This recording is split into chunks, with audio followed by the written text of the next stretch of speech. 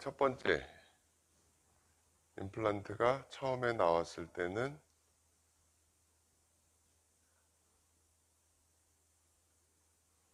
여기에 이렇게 육각이 있고 이런 모양으로 만들었다고 그랬어요. 물론 이제 이 속에 나선이 또 이렇게 있지. 여기 속에 나사선이 이렇게 들어가죠. 이런 임플란트가 처음에 뭐 아주 똑같이 그린 건 아니지만 이런 형태의 임플란트가 나왔는데, 그 스웨덴의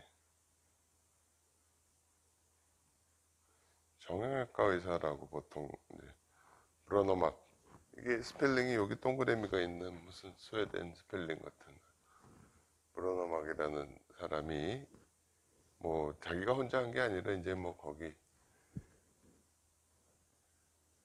치과 의사들도 관계되고 뭐 이래가지고선 이런 임플란트를 만들었어요. 브로노막. 그래서 여기 이때는 이거를 만든 회사는 노벨 파마라는 회사, 스웨덴 회사였을 거예요. 노벨 파마라는 회사에서 만들었어. 그래서 이 임플란트를 뭐 브로노막 타입 이렇게 얘기도 하고 뭐 노벨 타입 이렇게 얘기도 하고 그래. 응? 여기 봐요. 여기 잘 봐요. 이 임플란트는 그 다음에 이제 여기다가 커버 스크루라는 걸 이렇게 해가지고 뼈에다가 이렇게 임플란트를 심어서 뼈하고 임플란트가 붙었다 싶으면 다시 잇몸을 열어가지고 이 커버 스크루라는 걸 빼고, 뭐 예전에 했던 거는 사실 이거랑 다르지만 요즘에 하는 식으로 하면 여기다가 이제 어버트먼트를 이렇게 달아가지고 여기다가 이를 만들죠. 그리고 이 어버트먼트를 이렇게 이제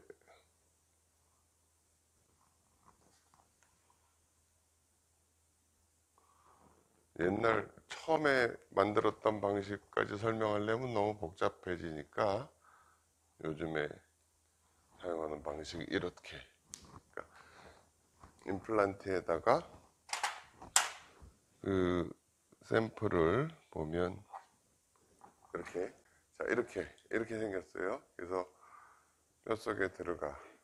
그러면 뼛속에서 굳었으면 이거 이제 열어가지고 요렇게 요건 나사지. 여기 어바트먼트를 이렇게 해가지고 이걸 나사로 조이고 여기다가 얘를 이렇게 만들어 붙이는 거죠. 그죠? 그냥 대충 아는 거지만 간단하게 설명할게도, 이렇게 처음에는 그냥 브로나막 임플란트, 그냥 사실은 어떻게 보면 그냥 임플란트야, 임플란트.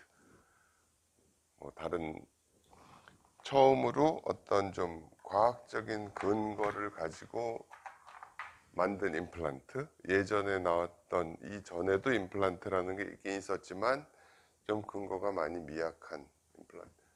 네, 처음으로 근거를 가지고 만든 임플란트가 이 임플란트였다. 그래서 브로너막이라는 사람이 뭐 그 어떤 개념을 찾아낸 사람이라고 생각을 하고, 회사는 노벨 파마라는 회사에서 만들었기 때문이다.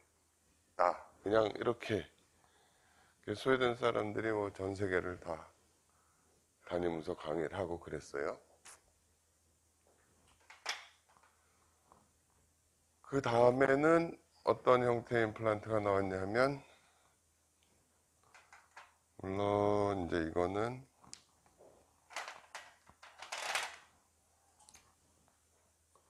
여기 이렇게 잇몸이 이렇게 덮여 있는 거지. 그 다음에는 조금 달라, 모양이 이렇게 이렇게 하다 나선이 굵고 하다 이렇게 하고 이 속에 나선이 들어가는 길이 있고 어바트먼트는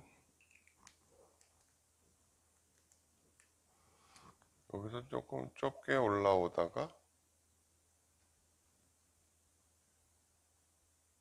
이렇게 물론 이 어바트먼트도 여기 이렇게 이 나사가 여기에 꽂히게 여기 나선이 들어가는 길 이렇게 했어요. 이렇게 선전을 하는 임플란트가 나왔어. 그 다음 그러니까 내가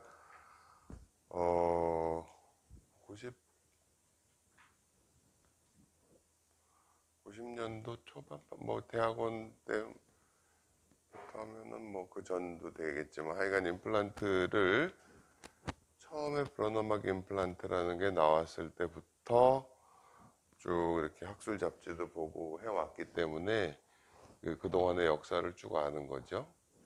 이거는 아스트라라는 회사, 이거 아스트라. 여러분 그 아스트라제네카에서 백신도 있잖아요. 그 아스트라라는 회사와 아마 연관이 돼 있을 거예요. 굉장히 큰 어떤 뭐 이런 회사라고 그래. 아스트라라는 회사에서 만들어 가지고 이렇게 만들었어. 그래서 이거는 보면 엑스레이를 찍어 놓은 걸 보면 여기가 이렇게 좁아. 여기는 이렇게 넓고 여기는 좀 좁게 시작되고 뼈에다가 이렇게 심는 셈이죠. 이렇게. 근데 이제 처음에 이런 임플란트가 나왔다고 뭐 학술 잡지에 이제 선전이 나왔을 때, 야 이거 뭐 이렇게 좁게 해서 이렇게 만드는 거 참 별로 마땅치가 않아.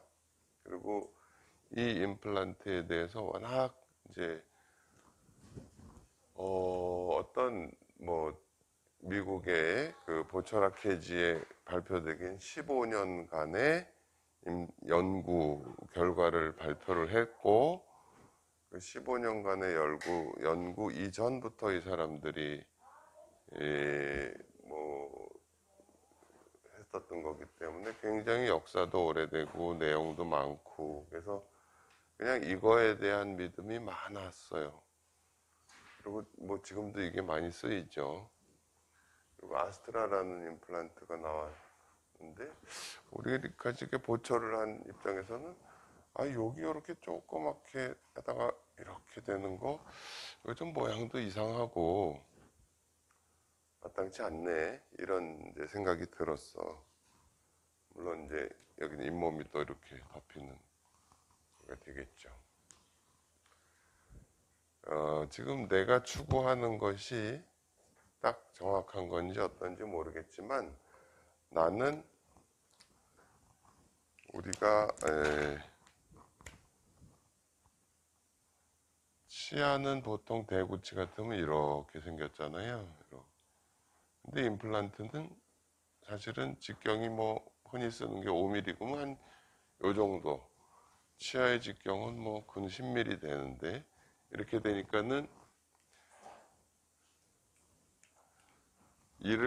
보철물을 만들 때 이렇게 해서 어떤 거를 기준으로 삼냐면 우리가 잇몸 바깥으로 나오는 이 부분부터는 자연 치아의 형태랑 구별이 안 되게 만들겠다.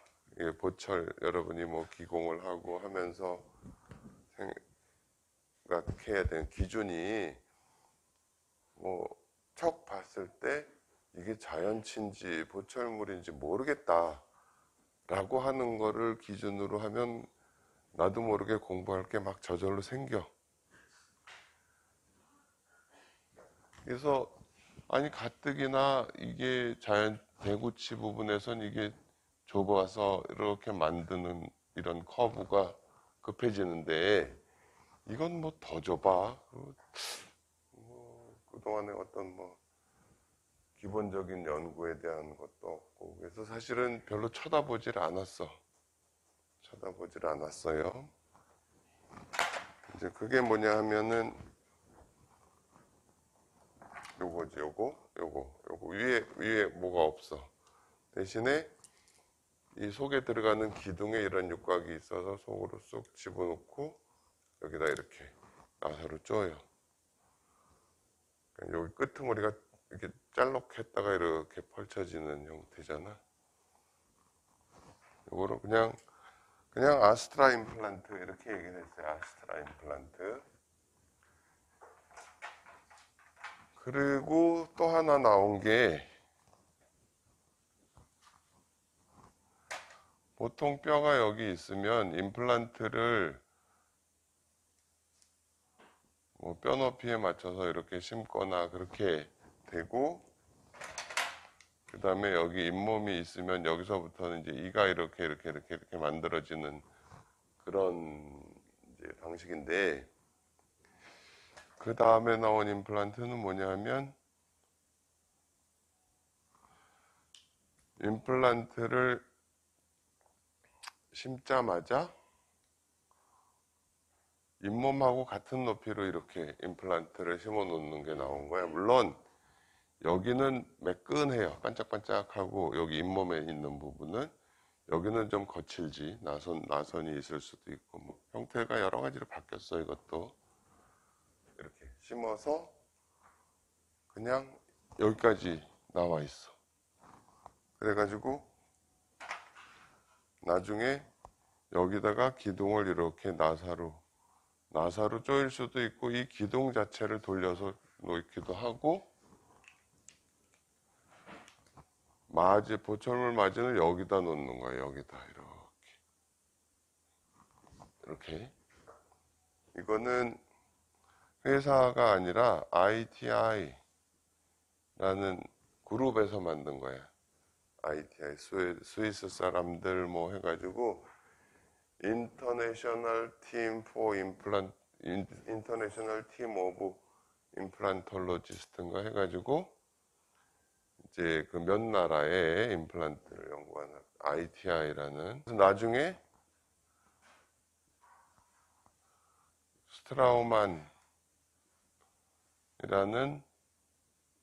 회사에서 이거 다 회사 이름이야. 회사 이름 이렇게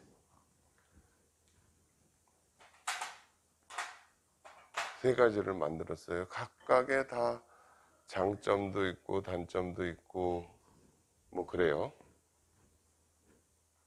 그런데 자 이제 봐봐. 처음에 내가 얘기한 임플란트는 이렇게 잇몸 속에 뼈에 임플란트가 묻혀 있고 거기다가 얘를 갖다 꽂아 이렇게 생긴 거. 요 위에 육각이 있다고 그랬어요. 육각. 요 위에 육각. 그런데 이렇게 뭐 회사 이름을 쓰거나 뭐 사람 이름을 쓰거나 뭐 그렇게 표현하기가 불편하니까 이거를 그냥 external hex라는 건 육각형 외부로 이렇게 육각형이 튀어나와 있는 external hex 뭐 그걸 번역을 해서 또 뭐 외육각 이렇게 표현하기도 하고 이렇게 요즘에는 주로 부른다고 보면 돼요. 만드는 회사도 많아지고 뭐 외육각 그러니까 이거는 이렇게 속이 이렇게 여기 내부에 육각형이 있는 거예요. 여기에 속에 임플란트 내부에 이 바깥으로 튀어나온 게 아니고 그래서 이거를 인터널 헥스 타입이다. 이거를 뭐 내육각 무슨 말이냐 하면 다시 봐요. 외육각 임플란트는 임플란트 위에 이렇게 육각이 나와 있고 요 어바트먼트에 육각에 맞는 구조가 있어서 여기 이렇게 딱 끼고 나사로 조인다고 했잖아요. 그러니까 이게 외육각이 되는 거고 내육각 아스트라 타입이라는 거는 임플란트 위로 튀어나온 게 없어. 이 속에 육각형이 파여 있고 어바트먼트에 이렇게 육각형이 돼 있어서 이게 속에 육각하고 딱 맞게 이렇게 돼 있는 거예요.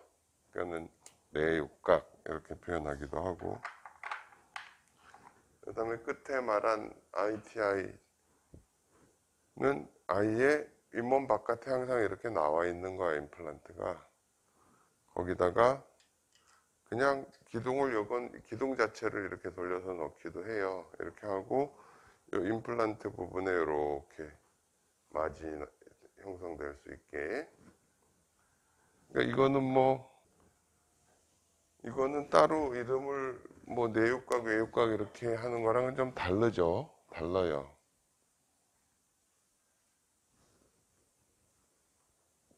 그래서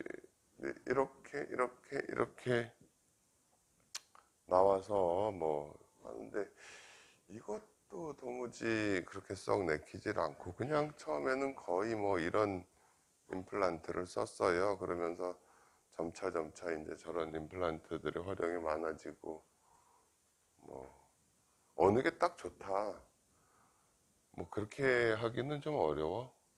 장단점이 다 있고, 그 다음에 대체로 어느 회사든지 임플란트를 만드는 회사들은 이 세 가지 타입을 거의 다 만들어. 우리나라의 덴티움이라는 회사는 요것만 주로 만들어. 요것만 주로 만들어. 덴티움. 이게 좋다고. 주로 치주과를 한 사람들이 주로 이거를 많이 써.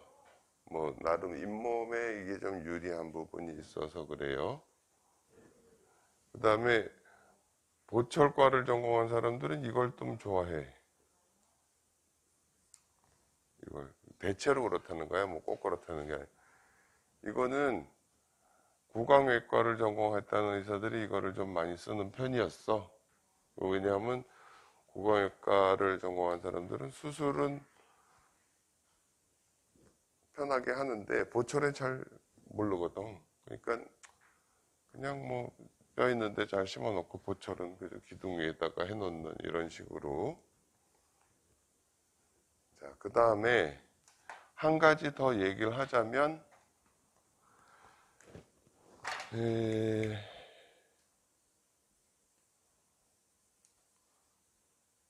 이렇게 싱글 바디